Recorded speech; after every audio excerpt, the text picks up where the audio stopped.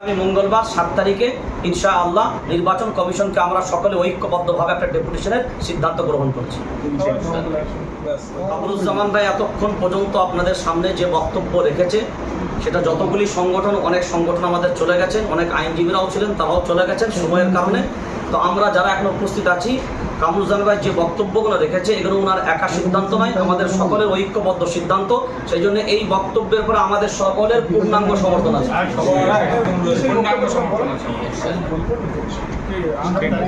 হ্যাঁ, আগামী মঙ্গলবার 7 তারিখে ইনশাআল্লাহ নির্বাচন কমিশনকে আমরা সকলে ঐক্যবদ্ধভাবে একটা ডেপুটেশনের সিদ্ধান্ত গ্রহণ করছি। ভাবে বসা হয়েছে যে পশ্চিম বাংলায় লক্ষ লক্ষ মানুষের নাম ভোটার তালিকা থেকে মুছে দেওয়া হয়েছে। এটা অত্যন্ত উদ্বেগজনক। আপনারা জানেন, এসআইআর ঘোষণার দিন থেকেই যাতে বিষয়টি সুষ্ঠুভাবে হয়, আমরা সব সংগঠন সম্মিলিতভাবে লড়েছি। আগামী দিনে আরও বৃহত্তর আন্দোলনটা যাতে যৌথভাবে মোকাবেলা করা যায় এবং একই সঙ্গে আইনি প্রক্রিয়াটাও চালানো যায়, সেজন্য দীর্ঘক্ষণ ধরে আজকের মিটিং হয়েছে।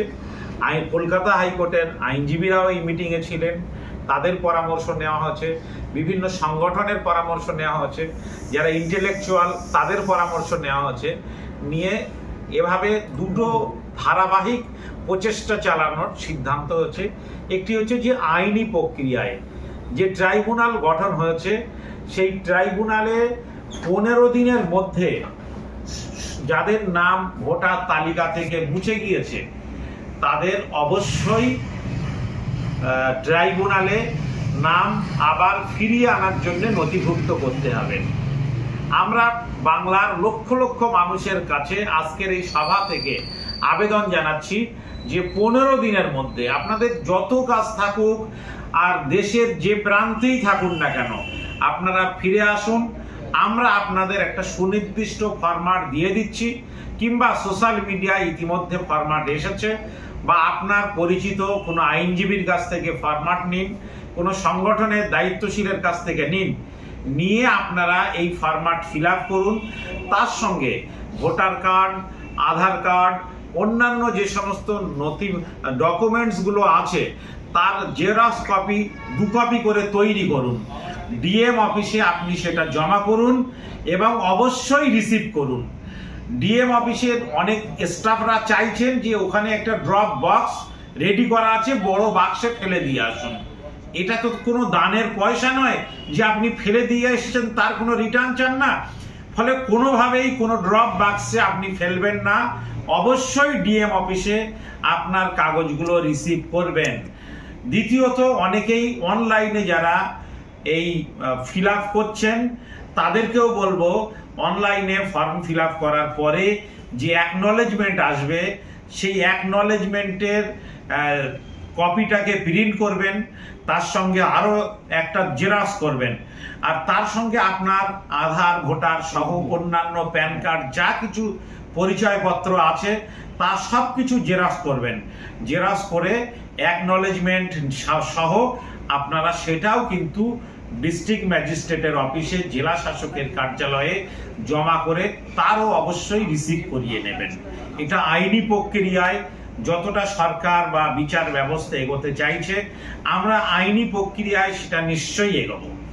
এসআইআর ঘোষণার সময় থেকেই আমরা বলেছিলাম যে শুধুমাত্র কাগজ থাকলে হবে না, তার সঙ্গে হাতিয়ারটাও জোরদার থাকতে হবে।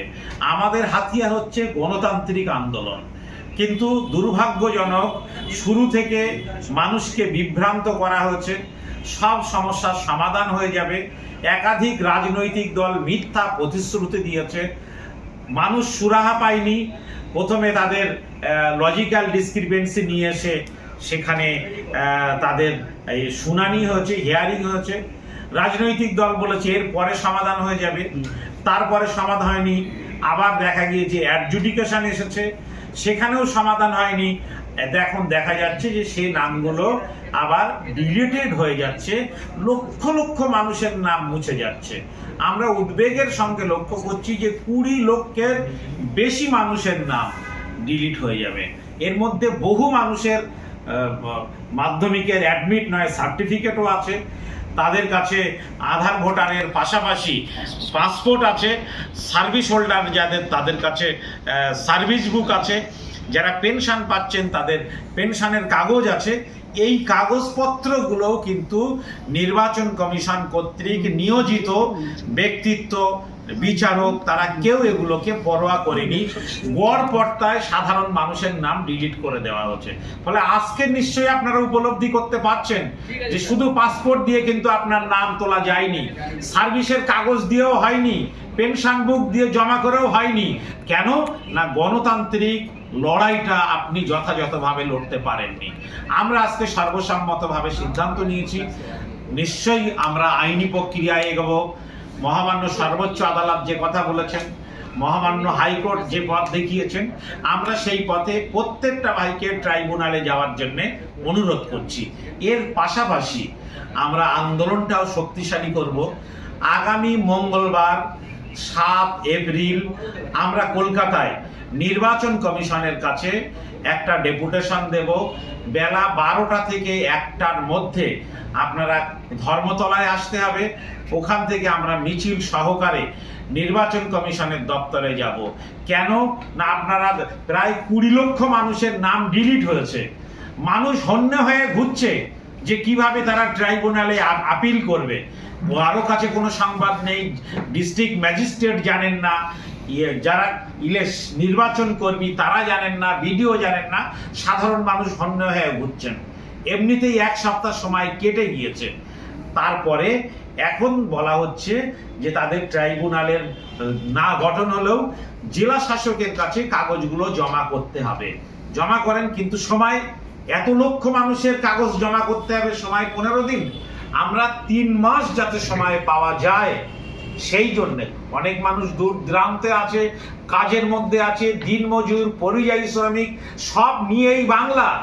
ফলে এই 3 মাস যাতে সময় বাড়ানো হয়, সেই জন্যে আমরা নির্বাচন কমিশনে আগামী মঙ্গলবার একটি ডেপুটেশন দেব। এবং যারা ইতিমধ্যে ট্রাইব্যুনালে আবেদন বা আপিল করেছেন জেলা শাসকের কাছে কাগজ জমা দিয়ে, সেই বিচার প্রক্রিয়া যাতে 3 দিনের মধ্যে শুরু হয় এবং তার প্রথম হিয়ারিংয়ে যাতে সমস্ত মানুষের নিষ্পত্তি করে দেওয়া হয়, হয়রানি ছাড়াই। মানুষ কাজ ফেলে বারবার আদালতে গিয়ে নিজেদের জুতো তারা পায়ে দেওয়ার মতন পয়সা নেই, তাদের জুতোর তলা খাওয়াতে পারবে না। সরকারকে দায়িত্ব নিতে হবে, প্রশাসনকে দায়িত্ব নিতে হবে। দায়িত্ব নেবেন না, অথচ মানুষকে হয়রানি করবেন, এই জিনিস চলতে দেব না। এই দাবি নিয়েই আগামী মঙ্গলবার আমরা কলকাতার ধর্মতলা থেকে মিছিল করে নির্বাচন কমিশন পর্যন্ত যাব। শান্তিপূর্ণ মিছিল হবে, সেখানে ডেপুটেশন হবে। যাদের নাম বাদ গিয়েছে তাদের মুছে দেওয়া হয়েছে, তাদের অস্তিত্বকে নির্বাচন কমিশন অস্বীকার করেছে যে এই নামে ভারতীয় কোনো নাগরিক নেই, তারা বৈধ নয়।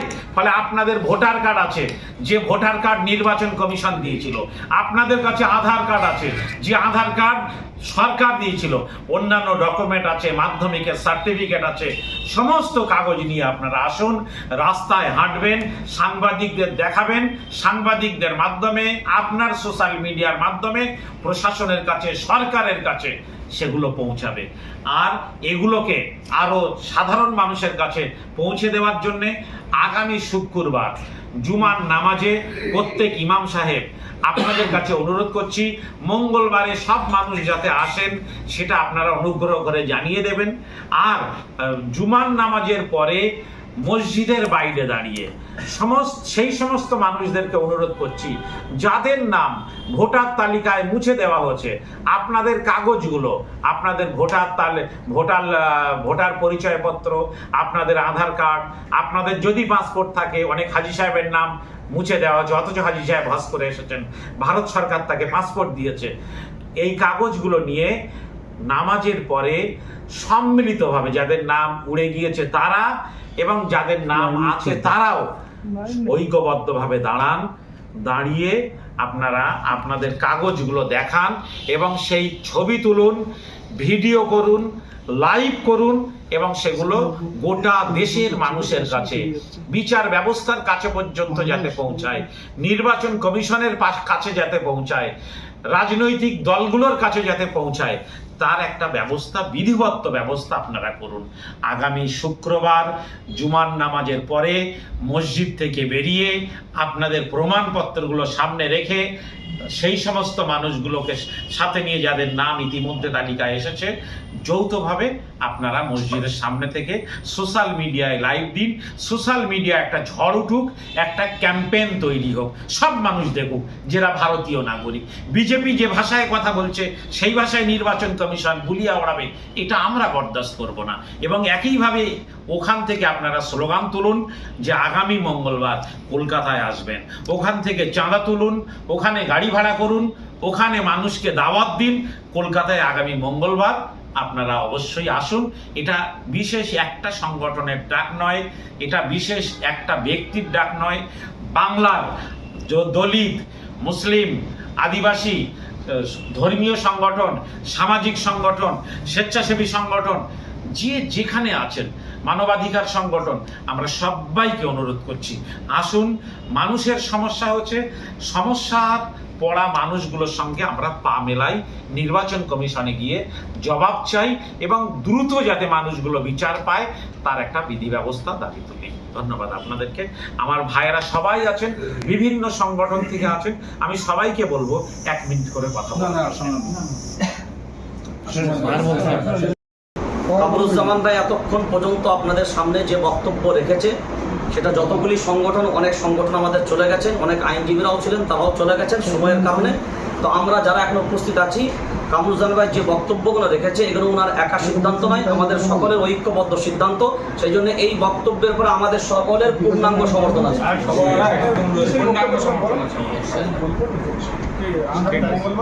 আগামী মঙ্গলবার 7 তারিখে ইনশাআল্লাহ নির্বাচন কমিশনকে আমরা সকলে ঐক্যবদ্ধভাবে একটা ডেপুটেশনের সিদ্ধান্ত গ্রহণ করছি।